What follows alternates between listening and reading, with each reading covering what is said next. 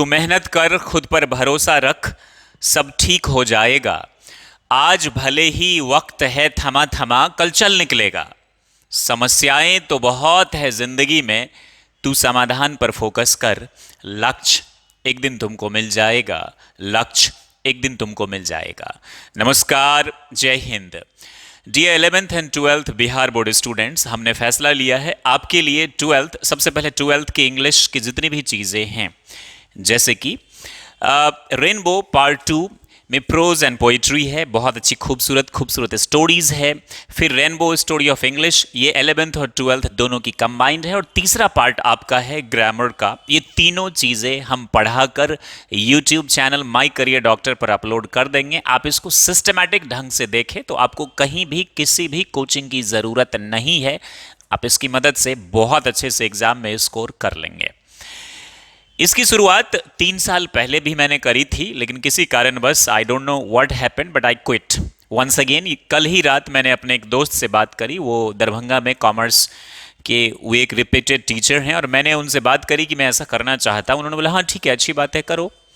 अब तो स्टूडेंट्स जो है वो अपने ही पंचायत में रहकर, उन्हें 11th और 12th की जो शिक्षा है वो गांव में रहकर ही करनी होगी, अपने लोकल स्कूल से। अगर आप दरभंगा से, गांव में हैं तो गांव से, ये कंपलसरी होने जा रहा है।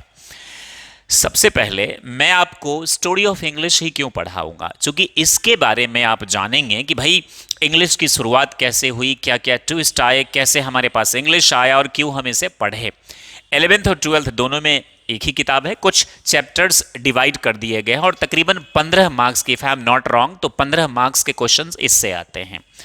इसमें आप क्या क्या पढ़ेंगे वो मैं अभी आपको बता दूंगा। ये स्टोरी बहुत खूबसूरत है। इनसे ये फायदा होगा कि आप इंग्लिश के नए नए वर्ड सीखेंगे। मैं पूरी कोशिश करूंगा कि आपको बेहतरीन तरीके से पढ़ाऊं, ताकि आपको एग्जाम में अच्छे मार्क्स तो मिले ही मिले, और साथ में आप जिंदगी के इम्तिहान में भी अच्छे से पास हो सके। क्योंकि इंग्लिश, अगर आपको लिटरेचर पढ़ना आ गया, अगर आपको ग्रामर आती है, तो कभी ज़िंदगी में ज़्यादा स्पोकन इंग्लिश की ज़रूरत नहीं होगी। थोड़ी बहुत अगर आप एफर्ट्स डालेंगे खुद से या कहीं कोचिंग में जाकर, तो आप इंग्लिश बोलना भी सीख जाएंगे। वैसे हमने 90 डेज़ फ्री ऑफ कॉस्ट आपको स्पोकन इंग्लिश एक कैंपेन के तहत फ्री में भी पढ़ाया है। हमारी बुक बहुत जल्द आ रही है मार्केट में, मास्टर इंग्लिश इन 90 डेज़ के नाम से। तकरीबन 250 के आसपास उसकी कीमत होगी। Can you give me the book if it is there. और ये किताब बहुत ही बेहतरीन किताब होने जा रही है आपके लिए। फिलहाल मैं इसकी शुरुआत करता हूं, और कुछ ये एक सैंपल है, फोटो स्टार्ट कॉपी है, ओरिजिनल बहुत जल्द आने वाली है मार्केट में। तो माय डियर फ्रेंड्स, सबसे पहले स्टोरी ऑफ इंग्लिश में मैं आपको क्या पढ़ाऊंगा। स्टोरी ऑफ इंग्लिश में दो सेक्शंस हैं। पहला हाउ इंग्लिश बिगिन, जो आज मैं आपको पढ़ाऊंगा। दूसरा English down the ages, old English, middle English and modern English. ये जो इंग्लिश का जो दौर है, अभी हम लोग मॉडर्न में हैं। English as a world language, global English, future of English. और सेक्शन 2 में हम पढ़ेंगे, यानी सेक्शन बी में हम पढ़ेंगे story of English poetry, drama, story of the novel in English. I guess novel भी होना चाहिए आपका, मैं एक बार कंफर्म कर लेता हूँ। आई एम सॉरी, मैं रेगुलर प्रैक्टिस में नहीं हूँ, but I will try my best to teach you. Great. तो इसके बाद तो मैं आपको ग्रामर पढ़ाऊंगा, लेकिन सबसे पहले थोड़ा सा हम इतिहास जान ले। मैं जानता हूं ये आपके लिए बहुत ज़्यादा ज़रूरी नहीं है, लेकिन अगर आप इसे पढ़ ले तो आपकी इंटरेस्ट, रुचि इंग्लिश में बढ़ेगी, और आप इंग्लिश को एक डल और बोरिंग सब्जेक्ट ट्रीट नहीं करेंगे। इसको पूरी दिल से, पूरे शिद्दत से, दिल से आप इसको पढ़ने की कोशिश करेंगे।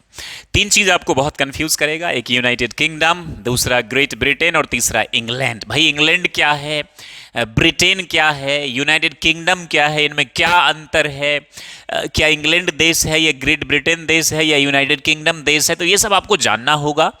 थोड़ा सा हम इतिहास और फिर इस स्टोरी पर आएंगे। मैं इसको 3 भाग में बांटकर आपको पढ़ाऊंगा। सबसे पहले एक प्रेजेंटेशन के जरिए, फिर मैं पीडीएफ के जरिए पूरी स्टोरी आपको पढ़ाऊंगा। आपके पास ये किताब जरूर होनी चाहिए, और लास्ट में ना मैं आपको क्वेश्चन आंसर्स भी करवा दूंगा, जिसकी मदद से आप ये समझ पाए कि भाई सबसे ज़्यादा बेनिफिट आपको ये होगा कि आप इंग्लिश में पढ़ना सीख जाएंगे धीरे धीरे, यदि आप मेरे साथ पढ़ेंगे तो। और मैं कोशिश करूंगा जितनी जल्द से जल्द हो सके सब कुछ आपको पढ़ा दूं। इसके बाद मैं सीबीएसई पैन इंडिया लेवल के बुक्स को पिक करूंगा। यूनाइटेड किंगडम, पहले आप ऐसे जानिए कि इंग्लैंड, जो आज का आप इंग्लैंड देख रहे हैं, ये 5वीं शताब्दी से पहले इनफैक्ट 15वीं शताब्दी तक इंग्लैंड ने बहुत तकलीफ, या यूं कहे आप यूके ने बहुत तकलीफ झेली, बहुत सारे इन्वेजन्स हुए, बहुत तकलीफें हुई, बहुत सारी चीजें हुई। तो ये उसकी कहानी थोड़ा सा मैं आपको फ्लैशबैक में लिए चलता हूं। लेकिन सबसे पहले देखिए, 4 पार्ट आपको दिख रहा है, इंग्लैंड, वेल्स, स्कॉटलैंड एंड ये पूरा आयरलैंड था बाबू। ये वाला जो एरिया आपको दिख रहा है ये है नॉर्दर्न आयरलैंड और ये है आयरलैंड। यानी ये 4 आप कह सकते हैं देश है, जिसमें से तकरीबन 3.25 मिलकर क्या बना है, यूके। देखिए, इंग्लैंड अलग है, वेल्स अलग है, स्कॉटलैंड अलग है और ये आयरलैंड अलग था। लेकिन हुआ क्या, पहले आप इसको मिटा दीजिए। ये जो है आपका वेल्स, इंग्लैंड, स्कॉटलैंड और आयरलैंड जो पूरा एक देश था, इस पे क्या किया, इन्हीं लोगों ने कब्जा कर रखा था, या आप जो भी बोले ये इनके अधीन में था। तो बाद में यहां विद्रोह वगैरह हुआ तो इन्होंने ये इतनी जो पूरी एरिया है ये तो अपना मुक्त करवा लिया। इसका नाम है रिपब्लिक ऑफ आयरलैंड, जो कि एक अलग कंट्री है। और इसका जो ये छोटा सा हिस्सा है ये किसका पार्ट हो गया, यूके का, यूनाइटेड किंगडम का। यानी ये मिला लीजिए, ये 2, 3 और 4, इन चारों को मिला के हम कहते हैं यूनाइटेड किंगडम। ये एक देश है, इसकी एक पहचान है। हालांकि इनके इनके इनके इनके फंक्शनिंग कुछ पावर दे दिए गए हैं, लेकिन इन सब का प्राइम मिनिस्टर का माइंड होता है। लेकिन मेनली ये किसके अंदर आता है, यूके। अब इसमें है वेल्स, इसमें इंग्लैंड, इसमें स्कॉटलैंड। एक फैक्ट मैं आपको बता देता हूं, कमेंट में जरूर आप मुझे बताइएगा क्या आपको ये चीज मालूम था। और वो फैक्ट ये है कि हमारा जो पटना एक बिहार में है, बिहार बोर्ड के बच्चों को पढ़ा रहा हूं, ये एक पटना स्कॉटलैंड में, ये पटना गांव के नाम से है, ये पटना विलेज। दरअसल एक अंग्रेज ऑफिसर पटना में जॉब करते थे और जब ये वापस लौटे तो इसी की याद में उन्होंने अपने गांव का नाम, मजदूरों का एक गांव बसाया। अभी तकरीबन उसमें 2500 की आबादी है और उस गांव का नाम है पटना, जो बहुत खूबसूरत है। लास्ट में इस प्रेजेंटेशन की मैं आपको दिखा दूंगा। क्या ये फैक्ट आपको मालूम था? 10 साल पहले जब मुझे पता चला तो मुझे बहुत आश्चर्य भी हुई, खुशी भी हुई। वैसे दिल्ली, हैदराबाद तो पाकिस्तान में, ये आपको पता होगा, और अपना ठाणे, ऐसे कुछ नाम है इंडिया के शहर के, ये दूसरे देश में आपको मिल जाएंगे। दिल्ली आपका अमेरिका में, ढूंढ कर बताइएगा। और ये स्कॉटलैंड वाली बात आपको मालूम थी क्या, कि पटना नाम का एक गांव है स्कॉटलैंड में? तो बाबू, स्कॉटलैंड, इंग्लैंड, वेल्स और आयरलैंड, ये वाला नॉर्दर्न आयरलैंड, ये इसको क्या बोलते हैं हम, यूके, जो कि एक देश की आइडेंटिटी है। और इसको अगर आप हटा दें तो जरा देख लीजिए, आयरलैंड को अगर आप सिर्फ हटा दें इसमें से, तो ग्रेट ब्रिटेन हम इसको बोलते हैं। इन तीनों कंट्री को एक साथ क्या बोलते हैं, ग्रेट ब्रिटेन। दरअसल पहले यहीं तक था, बाद में ये एनेक्स हुआ था, ये इसमें आकर मिला था, नॉर्दर्न आयरलैंड बाद में मिला था। यूके की आइडेंटिटी हम इसको कहते हैं। इन तीनों को क्या कहते हैं एक साथ, Great Britain is the made up of England, Scotland and Wales. और इंग्लैंड आपको पता ही है। दरअसल बताया जाता है कि ये जो कंट्रीज हैं 1, 2, 3 और ये थोड़ा सा, मैं 3.25 बोल रहा हूं इसको, ये जो है बताया जाता है कि तकरीबन 6000 छोटे छोटे आइलैंड की मदद से ये मिलकर बने हुए एक देश है। वैसे तो कुछ देश को मिला दिया जाए तो महादेश हो जाता है, लेकिन ऐसा इसके साथ ये कंडीशन नहीं है। ये वेल्स, ये इंग्लैंड, ये स्कॉटलैंड, ये सब मिलाकर एक देश ही है। और इंग्लैंड एक ये है, is one of the countries that makes up the British Isles. यानी ब्रिटिश जो आइल्स है वो ये है। तो हम पर किन लोगों ने हुकूमत करी थी, जो भारत पर हुकूमत करी थी, ये इन लोगों ने मिलकर हुकूमत करी थी। ये भी हो सकता है, लेकिन बाद में इन्होंने अपने आप को क्या कर लिया, सेपरेट कर लिया। तो ये चीज आपको क्लियर हो गया। अब क्या ये जो दौर था ये इनके लिए इतना आसान था? कुछ टर्म्स आपके पास आएंगे जो आपको जानना जरूरी है। English came from Germanic tribes. जो इंग्लिश जो नाम है ब्रिटेन का, पहले आप ये जान लीजिए, ये खुद का इनका नाम नहीं है, न तो इनके देश का नाम, न इनकी जो भाषा है ये खुद का नाम नहीं है। दरअसल ऐसा है कि AD 45 यानी after the death of Jesus Christ, उनके जाने के 45 साल बाद रोमन एम्पायर एक हुआ करता था। आज के समय में रोमन, प्रेजेंट डे जो इटली, आपने नाम सुना, इटली की राजधानी है रोम। तो वो जो रोमन एम्पायर था, वो पूरा जो एरिया था आपका, टर्की भी था उसमें और बहुत एरिया आता था।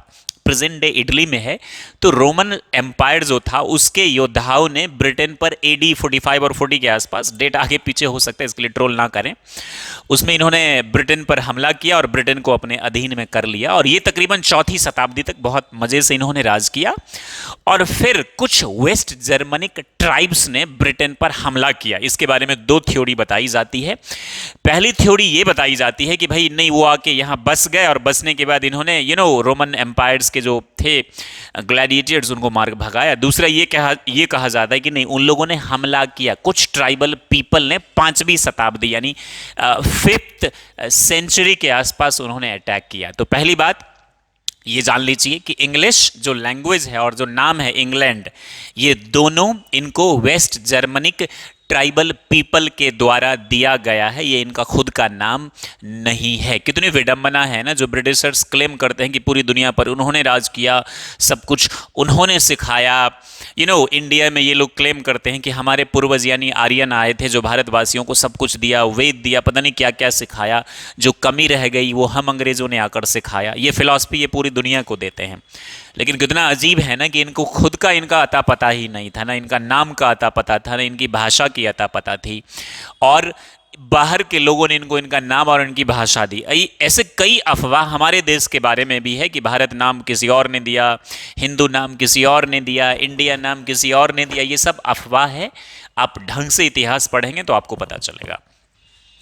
ये क्या है बाबू? Chapter how English began. English came from Germanic tribe. ये कौन कौन से लोग थे? Angles, Saxons and Jutes. इन सबको, इन तीनों को एक साथ, और कई ट्राइब्स थे एक दो, इन सबको एक साथ हम कहते हैं एंग्लो सैक्सॉन्स। एंग्लो सैक्सॉन्स किसको कहते हैं? जर्मनिक ट्राइब्स को। जर्मनिक ट्राइब्स को, ये आ जाएगा ऑब्जेक्टिव में या फिल इन द ब्लैंक्स में, तो आप इसको लिखिएगा। Germanic tribes, Angle, Saxons and Jutes, इनको एक साथ हम लोग क्या बोलते हैं? Anglo Saxons. Saxons, the Anglo Saxons जो है ये जर्मनिक पीपल थे। इसमें कौन कौन सा देश आता है? Denmark, Germany and Holland. ये आपके किताब में ये 3 कंट्री आएगा। जर्मनिक पीपल में कौन कौन से आते हैं बाबू? आज के प्रेजेंट डे में कौन कौन से देश थे? डेनमार्क, जर्मनी और हॉलैंड। फिर कई जगह मैंने, ये आपकी बुक में 3 है, कई जगह बुक में मैंने देखा, मतलब सोर्स में मैंने देखा, ऑस्ट्रिया, नीदरलैंड्स, लिंकेटेंसिन्स में थोड़ी सी प्रोनाउंसिएशन आगे पीछे हो रही है, नॉर्वे एंड स्वीडन। ये जो आपको दिख रहा है ना नीदरलैंड्स, इसी का पार्ट है हॉलैंड। इसके कई सारे पार्ट है जिसमें एक पार्ट है हॉलैंड। तो आपके बुक में ये 3 ही है बाबू। इन्हीं तीनों को, या कुल मिला के ये भी बोले थे, इनको क्या बोला कि जर्मनिक पीपल या जर्मनिक ट्राइबल पीपल, जिन्होंने 5वीं शताब्दी में हमला किया था। अगर आप मैप पर देखना चाहें तो देख लीजिए, ये जो मैप है वर्ल्ड का, इधर यूरोप है आपका, ये आपका हो गया वो जो सबसे पहले मैंने आपको दिखाया, स्कॉटलैंड, इंग्लैंड, वेल्स और आयरलैंड में ये दिख रहा है आपको नॉर्दर्न आयरलैंड। इन सबको मिला के हम क्या बोलते हैं? यूके बोलते हैं। केवल इसको क्या बोलते हैं? ब्रिटेन बोलते हैं। कमेंट में भी लिखकर आप चाहें तो बता सकते हैं। क्या ये फैक्ट आपको पहले से मालूम थी? और यहां पर देख लीजिए आपका कहां गया बाबू, कहां गया? इटली, ये रोमन साम्राज्य यहां था। और या जर्मनी, नीदरलैंड्स यानी हॉलैंड, डेनमार्क, पोलैंड, ये सब जो ट्राइबल पीपल थे वो कहां पर थे? यहां पर थे। इन्होंने कहां किया? यहां पर हमला किया। कुछ थ्योरी कहते आगे ये सेटल हो गए। और इसके बाद क्या हुआ बाबू?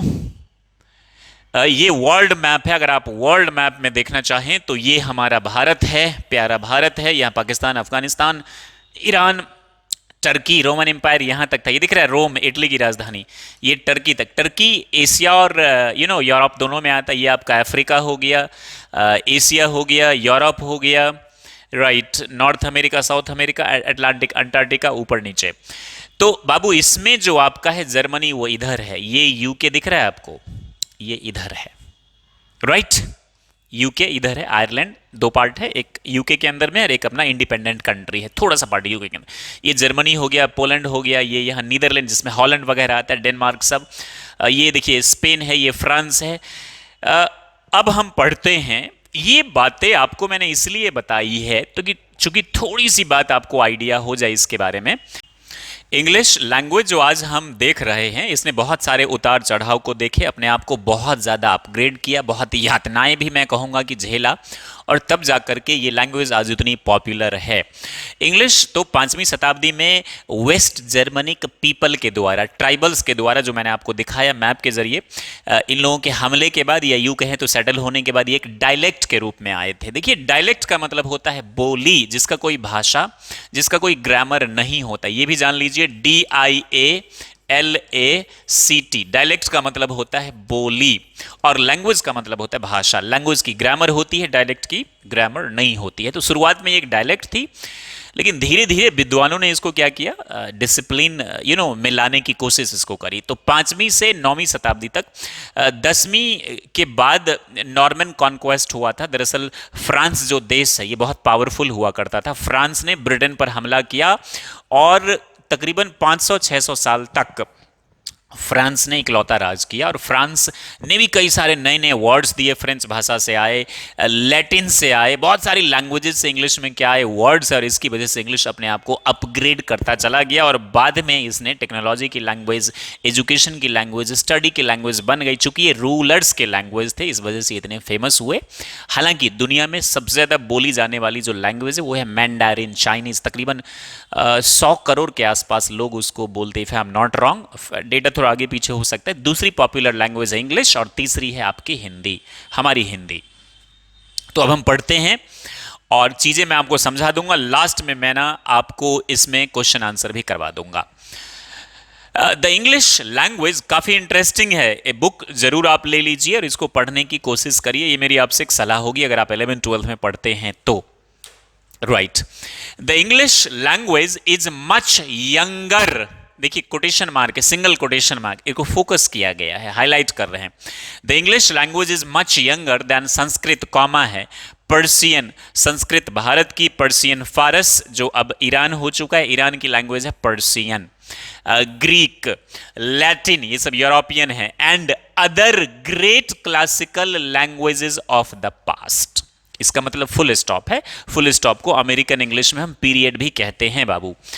पढ़ते वक्त मेरी एक रिक्वेस्ट भी होगी, मैं स्पोकन इंग्लिश के लिहाज से भी आपको बता दे रहा हूं, because I am a trainer, I train people how to speak in English. जहां कॉमा हो वहां आधे से 1 सेकंड के लिए रुके, जहां फुल स्टॉप या फिर पीरियड हो वहां 1 से 2 सेकंड के लिए रुक कर पढ़े, जहां quotation mark, single quotation mark, कहीं double quotation mark, double inverted comma, single inverted comma भी बोलते हैं, वहां थोड़ा स्ट्रेस देकर पढ़े।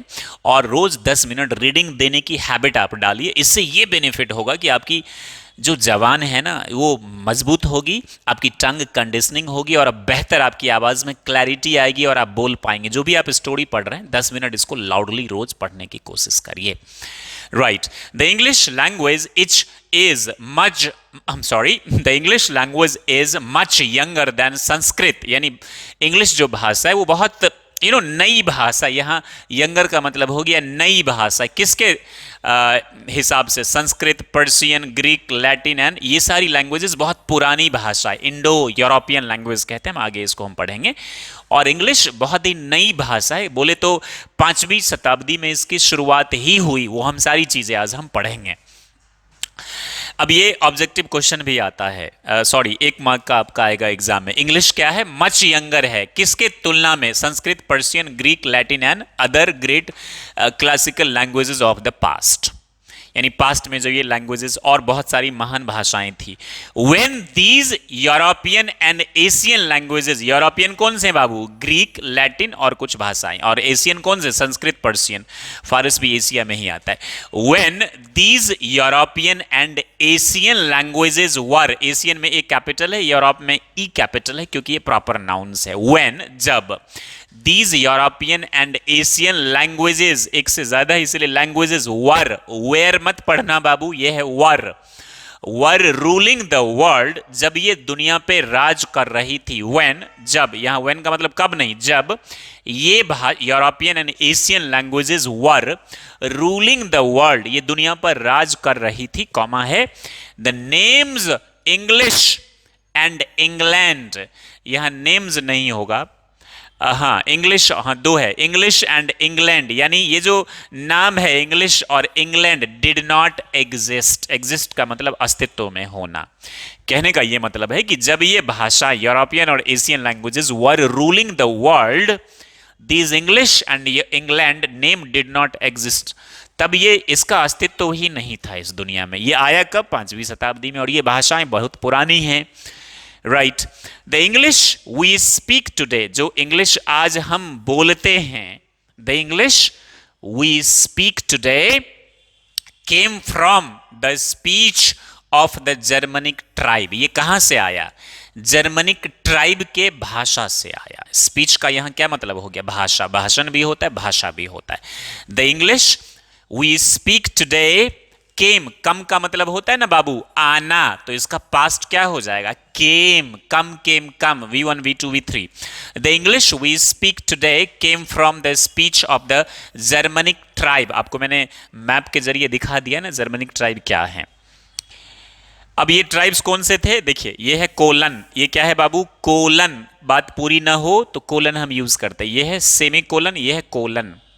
Colon. Angles, angles, Saxons and Jutes together called the Anglo Saxons. ये जो जर्मनिक ट्राइब्स थे, ये कौन कौन? शुरुआत में ही मैंने आपको बता दिया, एंगल्स, सैक्सन्स एंड जूट्स। कहां से आया? ये भी मैंने आपको मैप में दिखा दिया। Together called the Anglo Saxons who invaded. Invade का मतलब होता है आक्रमण करना, इन्वेड, तो पास्ट हो गया। जिन लोगों ने आक्रमण किया, हमला किया, इन्वेड का पास्ट क्या हो जाएगा? इन्वेडेड। ये आपका रेगुलर वर्ब है। हु इन्वेडेड यानी जिन लोगों ने, जिन्होंने कहां इन्वेड किया? इंग्लैंड पर। उस टाइम में तो इंग्लैंड नाम नहीं था, लेकिन हम मान लेते हैं इंग्लैंड पे।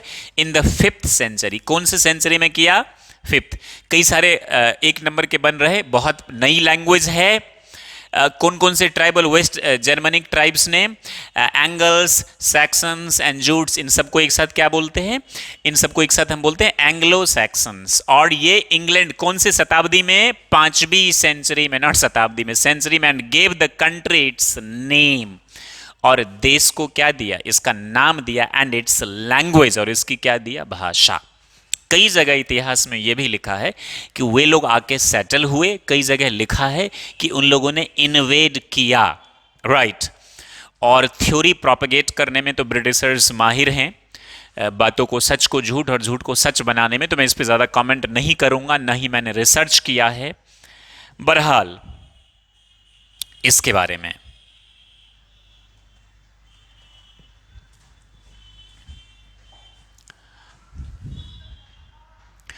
The Anglo Saxons. अब समझ गए ना, 3 ग्रुप ऑफ ट्राइब्स। एक दो और है जो कई जगह नेट पर मुझे मिला जब मैं रिसर्च कर रहा था। किताब में आपको ये 3 ही बताया जाता है। The Anglo Saxons were, where नहीं बाबू, वर जर्मनिक पीपल। ये जर्मनिक पीपल थे। कहने का मतलब जो जर्मनिक ट्यूटोनिक भाषा बोलते, ये बोले जाने वाले लोग थे जो आसपास के एरिया में, जर्मनी ही नहीं कुछ और देशों में ये रहते थे। उस टाइम में तो ये जर्मनी नहीं था देश, बंटवारा तो बाद में हुआ। जैसे कि आप मान लीजिए, आप बिहार बोर्ड से हैं तो भोजपुरी बोलने वाले केवल बिहारी तो नहीं होते हैं। ये ईस्टर्न यूपी में भी है, कुछ आपको नेपाल में भी है, कुछ बंगाल साइड में भी मिल जाएंगे। बंगाली सिर्फ बंगाल में तो नहीं है, बिहार के भी कुछ लोग बंगाली बोलते हैं। उर्दू सिर्फ पाकिस्तान में तो नहीं है, इंडिया में भी है। तो लैंग्वेज पहले क्या था कि ग्रुप ऑफ पीपल बोलते थे, बाद में देश का विभाजन हुआ तो जर्मनिक पीपल इन लोगों को बोला गया, जो आज के टाइम में कुछ अलग अलग बाउंड्रीज को ये क्या करते हैं? शेयर करते हैं बाबू।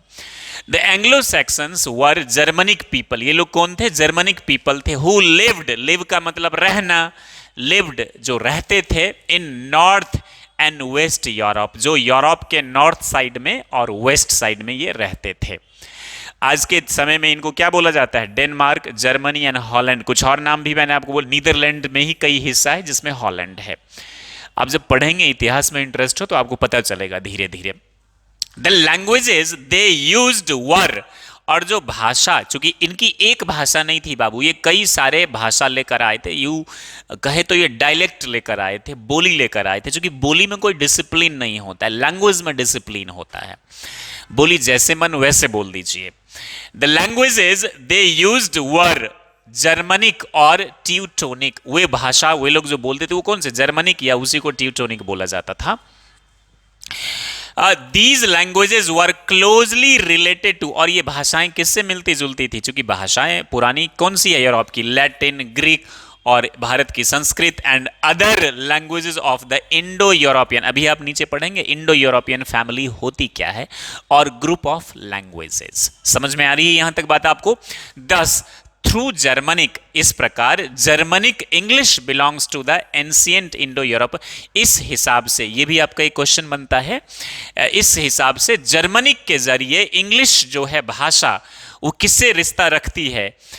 बिलोंग्स टू द एंशिएंट यानी प्राचीन इंडो यूरोपियन, ये गेटिंग दिस ना, Indo European family of language, यानी कि इंग्लिश का जो रिश्ता है वो किन किन भाषाओं से रिश्ता है बाबू? वो लैटिन से है, ग्रीक से है, संस्कृत से है, पर्शियन से है। ये पुरानी जो इंग्लिश थी मैं उसकी बात बता रहा हूँ, 5वीं शताब्दी की, जब ये ब्रिटेन में आई थी। तो अभी भी आप देखेंगे तो जर्मन भाषा में और संस्कृत में काफ़ी सिमिलैरिटीज है। मैंने डीप में रिसर्च नहीं किया, लोगों से बातें करके पता चला। कुछ जर्मन रेजिडेंट से भी मेरी बात हुई थी, और ये तो सबको पता है कि जर्मनी में सबसे ज़्यादा संस्कृत के यूनिवर्सिटीज़ हैं, और हिंदी के भी कई सारे मतलब रिसर्च होते हैं जर्मनी में, और कई जैसे पीटर और पितर, हिंदी संस्कृत मुझे खुद नहीं आती, मैं सीखना चाहता हूँ, पढ़ा है चलते चलते, तो काफ़ी सिमिलैरिटीज़ भी है। तो ब्रिटिशर्स ने इसका ये लॉजिक दिया कि भाई हमारे जो पूर्वज थे आर्यंस, उन्होंने आपको पढ़ा है तो वो जो भाषा लेके आए तो हमारी भाषा लेके आए थे। मैंने आपसे कहा ना कि ब्रिटिशर्स इसमें बहुत एक्सपर्ट हैं, दूसरे को नीचे दिखाने में, स्निक शार्मर की कंट्री बताने में, अपने आप को ऊपर बताने में। मैं बस एक ही चीज़ मुझे यूरोप की जो पर्सनली बहुत अच्छी लगती है वो ये कि इन लोगों ने एक्सप्लोर किया भारत की पुरानी और बेहतरीन सभ्यताओं में से एक भारत की सभ्यता है दुनिया की पुरानी और बेहतरीन सभ्यताओं में, लेकिन हम लोगों ने परिवर्तन का स्वागत नहीं किया और यूरोप के लोगों ने परिवर्तन का स्वागत किया। साथ में ये एक्सप्लोर करते रहे, नई चीजें ट्राई करते रहे। इसी का नतीजा है कि 15वीं शताब्दी के बाद ये सबसे ज्यादा ताकतवर हो गए। ये ताकतवर थे नहीं, 15वीं शताब्दी के बाद ये सबसे ज्यादा ताकतवर हो गई। आप कह सकते हैं तो 14वीं 15वीं शताब्दी से लेके 19वीं शताब्दी तक ये ताकतवर रहे, और तभी तो इन्होंने राज किया। और हम लोग क्या हुए, हमने स्वागत ही नहीं किया बदलाव का, हमने नई चीज़ें अपनाई ही नहीं, एक्सप्लोर ही नहीं किया चीज़ों को। और अब भी अगर तुम स्टूडेंट हो, इससे ये सीखने को मिलता है कि अगर तुम एक्सप्लोर नहीं करोगे नई चीज़ें, का मतलब बाहरी दिखावे वाली चीज़ से नहीं होता, ये भी ज़रूरी है, अंदर से ट्रांसफॉर्म होना है, एक्सप्लोर करना है चीज़ों को, चीज़ों के बारे में जानना है, तभी आप अपने आप को बरकरार रख पाएंगे मार्केट में, नहीं तो आपका अस्तित्व मिट जाएगा। जैसे कुछ परिवार की स्थिति होती है ना, नई चीज़ें सीखते नहीं है, केवल ज़मीन बेचकर खाते हैं, पैसे उड़ा कर खाते हैं, तो ऐसे परिवार का अस्तित्व मिट जाता है। ठीक वैसे ही आपका मिट जाएगा अगर आपने अपने आप को नहीं बदला तो इंग्लिश जो है वो कहाँ कहाँ से आई है? लैटिन से, ग्रीक से, संस्कृत से, पर्शियन से। ये तो 5वीं शताब्दी की बात है। लेकिन इंग्लिश 5वीं से, एक तो दौर है आपका 450 के आसपास, 1066, फिर 1100 से लेके 1500, और फिर 1500 मॉडर्न इंग्लिश ने भी दुनिया की तमाम भाषाओं से शब्द ले लिए। ये आप अगले चैप्टर में पढ़ेंगे, मैं थोड़ा सा आपको बता देता हूं, जैसे चटनी, जेल, जंगल, धरना प्रदर्शन, लाठीचार्ज, बहुत सारे ऐसे शब्द हैं, कैश्मीर, पंच, डेकोइट, ग्लास, ट्रिगोनोमेट्री, बहुत सारे ऐसे वर्ड हैं जो इन्होंने दुनिया की तमाम, हिंदी से भी लिए और भाषाओं से। ये मॉडर्न इंग्लिश ने भी किया है। एंशिएंट इंग्लिश तो गलती से इनके पास आ गया ये लैंग्वेजेस, लेकिन मॉडर्न इंग्लिश में इन्होंने जानबूझ कर लिया, और यही वजह है कि इंग्लिश ज़्यादा सर्वाइव कर पाई, अपग्रेड हो पाई, और लैंग्वेजेस दम तोड़ दिया। संस्कृत क्यों स्ट्रगल कर रही है इतनी खूबसूरत लैंग्वेज होने के बावजूद भी? क्योंकि एक तो सब पढ़ नहीं पाया या पढ़ने नहीं दिया गया, दूसरी बात बहुत मुश्किल थी, पढ़ाते भी लोग नहीं थे सबको, और सरकार ने भी इसको प्रमोट नहीं किया, मौजूदा सरकारों ने। इस वजह से संस्कृत दबती गई और इंग्लिश जो है इसको प्रमोट किया गया, ये उभरती गई और ये और जाके उभर गई। तो thus through Germanic English belongs to the ancient Indo-European family of the languages. The roots of English are shown in the diagram given below. अब हम नीचे देख लेते हैं बाबू, इंग्लिश के जो रूट्स हैं ये है इंडो यूरोपियन। इस लैंग्वेज में कौन कौन से आते हैं बाबू? जर्मनिक आते हैं। जर्मनिक में बाद में क्या हुआ? वेस्ट जर्मनिक, जिससे ओल्ड इंग्लिश आई, और फिर इंग्लिश 5वीं शताब्दी ओल्ड इंग्लिश। फिर ये लैटिन है, ग्रीक है, ये बैल्टो सैल्विक है, पर्शियन और संस्कृत आपको दिख रहा है। और मॉडर्न इंडियन लैंग्वेजेस कौन से? Hindi, Punjabi, Bengali, Assamese, Odia, Gujarati, etcetera. ये आपको इंडो यूरोपियन लैंग्वेजेस की फैमिली ट्री में आप जाएंगे, रिसर्च करेंगे तो बहुत कुछ आपको जानने को मिलेगा। द जर्मनिक इन्वेडर्स, यानी ये जो जर्मनिक इन्वेडर्स थे, जो कुछ कंट्रीज का नाम मैंने आपको बताया, वर कॉल्ड सैक्सन्स या एंग्लो सैक्सन्स, याद है आपको, by the natives of England, यानी इंग्लैंड के जो लोकल्स थे, नेटिव का मतलब जैसे बोलते हैं ना नेटिव स्पीकर्स, यानी उस भाषा के लोकल्स, और नॉन नेटिव यानी नेटिव स्पीकर्स ऑफ इंग्लिश कौन हो गए, UK, USA, Australia, Canada, New Zealand, और हम लोग नॉन नेटिव इंग्लिश स्पीकर्स हैं। तो जर्मनिक इन्वेडर्स जो थे Saxons by the native English, called Saxons by the native of England, England के लोकल लोग इनको क्या बोलते थे, सैक्सन्स। आप याद रखेंगे एंग्लो सैक्सन्स किसको बोला गया, तो जर्मनिक भाषा बोलने वाले लोगों को, किसके द्वारा, लोकल इंग्लैंड के। अब बोलेंगे सर तो ये फिर ये यूके कहां से, ये तो बाद में हुआ ना, 15वीं शताब्दी के बाद, 16वीं शताब्दी के बाद आपको इंग्लैंड, वेल्स, स्कॉटलैंड मिल गया, फिर आयरलैंड को भी अपने में मिला लिया, ये तो बाद में यूके बना ना, जो यूके को एक अस्तित्व में लाया, ये एक कंट्री है बाबू, ये सब बाद में हुआ, उस टाइम में ये नहीं था, इस चीज को ध्यान रखिएगा। The natives of England, the Saxons on the other hand, यानी ये जो जर्मनिक भाषा बोलने वाले लोग थे, called the natives of England Wales, यानी लोकल लोगों को, लोकल लोगों ने इनको क्या बोला, सैक्सन्स, और उन्होंने लोकल्स को क्या बोला, कैमरामैन, वेल्स, क्या बोला, वेल्स। और फॉरेनर्स, अब देखिए कमाल की बात है, घर में लोगों के आके कब्जा कर लो और उसी को फॉरेनर्स बता दो, ये उनका एरोगेंस होगा। लोकल्स को क्या बोला उन्होंने, वेल्स और फॉरेनर्स, और लोकल्स ने इनको क्या बोला, सैक्सन्स। ये याद रखिएगा बाबू, मैं आपको बता रहा हूं। दे हाउएवर बिगिन, बिगिन होता है, इसका V2 क्या होता है, begin. They however begin to call their languages English, और इनकी जो भाषा थी ये इनको एंग्लिश बोल, इसी से इंग्लिश जो आई है ना, एंग्लिश से आई है, याद रखिएगा। ये कहाँ से, जर्मनिक पीपल, अलग अलग थे ना, कई डायलेक्ट्स थे, तो जो कॉमन होगा उसको बोला गया होगा। और होता क्या है, इन्वेडर्स जब भी जाता है कहीं भी तो अपनी लैंग्वेज थोपने की कोशिश करता है। भारत में भी हुआ है ये चीज़, लेकिन भारत में कई समय तक रहा भी, पर्शियन रहा, लेकिन ये ज़्यादा समय तक चल नहीं पाया, और संस्कृत से ही निकल कर आई, कई भाषाओं से निकल कर आई हिंदी, फिर संस्कृत रहा। तो यहाँ पर भी कोशिश करी गई थी इन्वेडर्स के द्वारा, ये होती ही है हर दुनिया में, हर जगह ये होता है, it's common. They however begin to call their languages English, वे लोग अपनी लैंग्वेज को क्या बोल देते हैं, this word was derived, derive का मतलब, derive का मतलब किसी से उत्पत्ति होना, this word, कौन सी word, English, from the name Angles, कहां से आया था, Angles। जैसे यहां बिहार का नाम आपका क्या था, विहार, ये बुद्ध विहार, यानी भगवान बुद्ध के समय में या बाद में जो यहाँ पर पढ़ाई होती थी तो लोग आते थे, विहार का मतलब होता है आवास। अभी भी आप दिल्ली में जाइए ना, यमुना विहार, ये सरिता विहार, जसोला विहार, ब्ला ब्ला ब्ला, आनंद विहार, अशोक विहार, तो विहार का मतलब होता है आवास। तो अभी भी आप बोध गया जाएंगे तो तकरीबन 50-60 आपको विहार मिलेंगे जहाँ लोग आवास के तौर पर रहते हैं, आई मीन बुद्धिस्ट रहते होंगे वहाँ पर। तो विहार बाद में क्या हो गया बाबू, बिहार। ये शेरशाह सूरी के टाइम में विहार से क्या हो गया, बिहार। लिटरली ये क्या है, विहार। तो उसी तरह एंगल्स जो था वो क्या हो गया होगा, एंग्लिश आ गया। और आप देखेंगे ओल्ड इंग्लिश में ये क्या था, एंगल था। एंगल्स क्या था, ये एंगल था, मतलब चीजें चेंज होती रहती है। The country was given the name, ये देखिए एंगलशियन, एंगलसियन, एंगलसियन और एंगलकिन, कई जगह आप देखेंगे इसका the country was given the name, इसका पहले नाम क्या हुआ, ये Angelcynn. That is the race of the Angles, उसी की रेस थी, उन एंगल्स की ही ये रेस थी। अब नाम पे ही कई जगह हो, जैसे राजस्थान में आप जाएं तो आपको नाम मिलेगा, जोधपुर, बहुत सारे ऐसे नाम आपको मिलेंगे, जैसलमेर, बहुत सारे ऐसे नाम भारत में भी आपको मिल जाएंगे, जैसे भारत, राजा भरत के नाम पे है।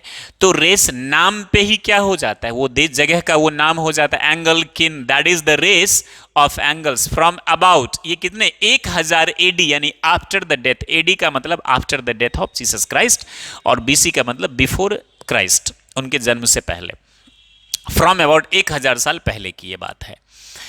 द नेम एंग्ला लैंड और the land of the angles, यानी लैंड ऑफ एंगल्स को ही क्या बोला गया, एंग्ला लैंड, एंग्लिश से ही क्या बना, इंग्लिश। और इंग्लिश के जगह को यानी लैंड को ही क्या बोला गया, एंग्ला। यानी आज का जो इंग्लैंड है इसका पुराना नाम क्या था, एंग्ला लैंड। कहां से आया, एंगल से आया, दिख रहा है ना, एंगल से आया। एंग्ला लैंड और the land of the Angles came into use in place of Angelcynn. इस जगह पे क्या यूज होने लगा, Angla land. Thus, both the name of the country England and language English, यानी इंग्लैंड का नाम और भाषा English are not native to English, यानी वहां का ये लोकल है ही नहीं, ये बाहर से आया। राइट अब कुछ क्वेश्चंस हैं जिसको हम जान लेते हैं। आपकी बुक में ये मैं करवा देता हूं, प्रेजेंटेशन के द्वारा हमने इसको बनाया है कुछ क्वेश्चंस, और इस क्वेश्चंस के जरिए आप को लॉजिकली मैंने करवा ही दिया है। समझने की कोशिश करिए बाबू, ज्यादातर बच्चों को इंग्लिश समझने में दिक्कत होती है, आप इसको समझने की कोशिश करिए। और मैं कहूंगा कि समझने की कोशिश जब तुम करोगे तो तुम्हारी इंग्लिश की नॉलेज भी ना एनहेंस होगी और वो बेहतरीन होगी। ऐसा करने से आपकी इंग्लिश की नॉलेज अच्छी होगी और फ्यूचर में आपको दिक्कत नहीं होगा। आपका मकसद केवल इंग्लिश के एग्जाम में पास होना नहीं होना चाहिए, आपका मकसद होना चाहिए लॉजिकली समझे, ताकि और पेपर्स में भी आप अच्छे करें। अगर आप लैंग्वेज से दोस्ती करते हैं, लिटरेचर से दोस्ती करते हैं, और आप लाइफ में भी अच्छा कर पाएंगे जिंदगी में। तो क्वेश्चंस आपके क्या हैं बाबू, English language is then Persian, यानी पर्शियन से भी क्या है, बहुत नई है। याद है आपको शुरुआत में जो पढ़ाया था, तो ये क्या हो जाएगा, much younger. English language is much younger than Persian. मुझे लगता है आपको याद ही हो गया होगा। ऐसे दिल से पढ़ेंगे तो सारे क्वेश्चन आंसर आप खुद से कर सकते हैं एग्जाम में। 15 मार्क्स के तो आएंगे इस किताब से, और साथ में आप मार्क्स में मैं थोड़ा आगे पीछे हो सकता हूं। ये आपको 2009 में पूछा गया था ये क्वेश्चन। इंग्लिश यानी आज जो हम we speak today has come from, ये कहां से आया है, इंग्लिश जो भाषा आज हम बोलते हैं ये कहां से आया हुआ है, फ्रॉम द स्पीच ऑफ, कहां से आया हुआ है बाबू, याद है आपको, मैंने बार बार बोला जर्मनिक या ट्यूटोनिक भाषा बोलते, जर्मनिक लैंग्वेज या Teutonic. The English we speak today has come from the speech, कौन सी भाषा हो गया, ऑफ द जर्मनिक ट्राइब के भाषा से ये आई है आज की जो इंग्लिश है। कौन सी शताब्दी में, 5th सेंचुरी में। द एंग्लो सैक्सन, याद है ना, आज के प्रेजेंट हिसाब से आपके 3-4 जो देश हैं उनको बोला जाता है एंग्लो सैक्सन्स, सैक्सन्स होना चाहिए। वर क्या थे ये, ये कहाँ के ये लोग थे, जर्मनिक पीपल थे, या ट्राइबल पीपल भी बोल सकते हैं आप। तो ट्राइबल मीन्स कौन से पीपल, तो जर्मनिक। आपको ये भी बता दिया था कि लैंग्वेज के हिसाब से जैसे भोजपुरी और जगहों पे भी बोली जाती है बिहार के अलावा। बाद में एरिया डिवाइड हुआ ना, कि आप यूपी, आप बिहार, पहले तो भोजपुरी एक एरिया में बोला जाता होगा, उसी तरह जर्मनी के एक एरिया में बोला जाता होगा, बाद में वो देश के हिसाब से डिवाइड हो गया। जैसे पंजाबी भारत में भी और पाकिस्तान में भी बोली जाती है, सिंधी भारत में भी पाकिस्तान में भी, बाद में डिवाइड, हालांकि सिंध तो पूरी तरह से पाकिस्तान में, लोग वहां से माइग्रेट हुए। थ्रू, अब जो इंग्लिश भाषा, through fill in the blanks, English belongs to the ancient Indo European family of languages, यानी किसके जरिए इंग्लिश इंडो यूरोपियन से ताल्लुकात रखती है, तो जर्मनिक। जर्मनिक से क्या बना, इंग्लिश बना। और जर्मनिक किन किन का मिश्रण है, लैटिन का है, ग्रीक का है, पर्शियन का है, संस्कृत का मिश्रण है आपका इंडो जर्मनिक लैंग्वेज। तो through Germanic English belongs to the ancient Indo European family of languages. Indo European भी आप समझ गए, इंडो यूरोपियन। अब 2 और बस हैं स्लाइड्स। अब क्वेश्चंस ब्रीफ में, हो सकता है ये 2 मार्क्स का आपको पूछ दे। Who did the natives of English called Saxons, यानी नेटिव जो थे, नेटिव का मतलब जो लोकल्स थे ब्रिटेन के, वो किसको बोलते थे, सैक्सन्स, किसको बोलते थे। Who did the natives of England call, आपको तो पता ही है, जर्मनिक पीपल को वो लोग बोलते थे। The natives of England called the Germanic invaders as, invaders का मतलब आक्रांता जो थे, जर्मनिक इन्वेडर्स को ये लोग क्या बोलते थे, सैक्सन्स या Anglo Saxons. What did the Saxons call the natives of England, के लोकल लोगों को सैक्सन्स क्या बुलाते थे, आपको याद है ना, राइट, वेल्स या फिर foreigners. The Saxons called the natives England Wales और फॉरनर्स। यानी लोकल्स को ही फॉरेनर्स बुलाते थे जबरदस्ती। मुझे लगता है इन्हीं लोगों ने ब्रिटिशर्स को ये सिखाया कि कैसे किसी की जगह को अपनी बना लेना है और उसी को नीचे दिखाना है और खुद को श्रेष्ठ दिखाना है, क्योंकि ये लोग अपने आप को श्रेष्ठ समझते थे इन लोगों से। मुझे लगता है ये गुण इन लोगों ने इन्हीं से सीखा था। What languages were called English? कौन सी भाषा इंग्लिश कहलाई? तो मालूम ही है, जर्मनिक लैंग्वेजेस बाद में क्या हुई, और जर्मनिक लैंग्वेज कहाँ से है? इंडो यूरोपियन से उनका रिश्ता है। द लैंग्वेजेस जर्मनिक और ट्यूटोनिक, कई जगह ये दोनों लिखा है, जर्मनिक और Teutonic, which were closely related to Latin, Greek, Sanskrit and other languages of the Indo European family और ग्रुप ऑफ लैंग्वेजेस। कहां से आई? Word languages were called English. कौन सी भाषा? लैंग्वेज जर्मनिक और ट्यूटोनिक, जो कहां से रिश्ता रखते थे, किस किस से? इन लैंग्वेजेस। बात आ गई समझ में आपको? लास्ट एक बस क्वेश्चन है, then I will finish it.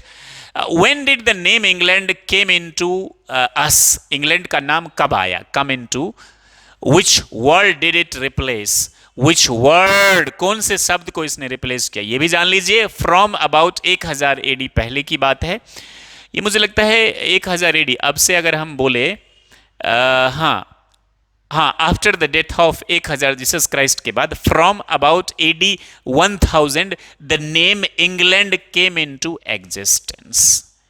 इस देश का नाम आया 1000 एडी में, and use, it came into use in place of एंगेल्शियन और एंगलकिन के बदले बाद में एंग्लैंड हुआ, तभी जाकर ये इंग्लैंड हुआ। ये आपको पता है, ये लिख दीजिएगा। Right a brief note how English begin. Begin का क्या होता है? पास्ट। बिगिन की इंग्लिश की शुरुआत कैसे हुई देख लीजिए। The English we speak today has developed from the speech of the 3 Germanic tribes called Angles, Saxons and Jutes. यानी 3 जर्मनिक ट्राइब्स की जो भाषा थी वही इवॉल्व होके क्या बनी? English. These 3 tribes are popularly known as the Anglo Saxons. इन तीनों ट्राइब को क्या बोलते हैं? Anglo Saxons.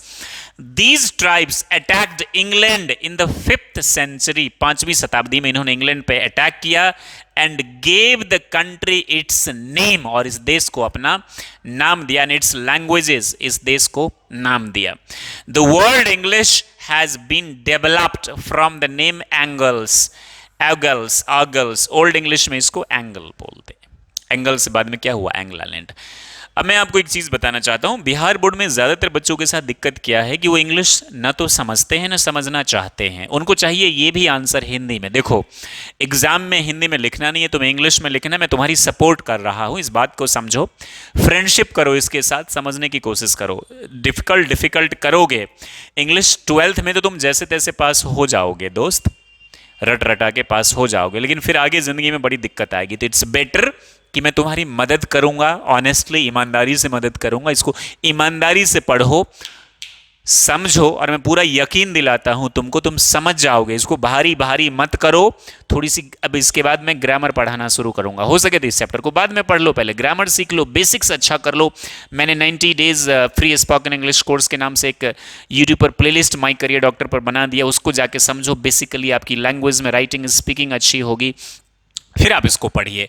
आप ऊपर ऊपर करेंगे तो जैसे तैसे पास तो आप हो जाएंगे, लेकिन आपको और सब्जेक्ट्स में दिक्कत होगी। फिर 11-12 के बाद जब आप अच्छी पढ़ाई करेंगे तब और ज़्यादा आपको दिक्कत होगी। तो इन तमाम चीज़ों को ध्यान में रखते हुए आप लोगों को एम्पावर करने के लिए हमने इस मुहिम को शुरू किया है।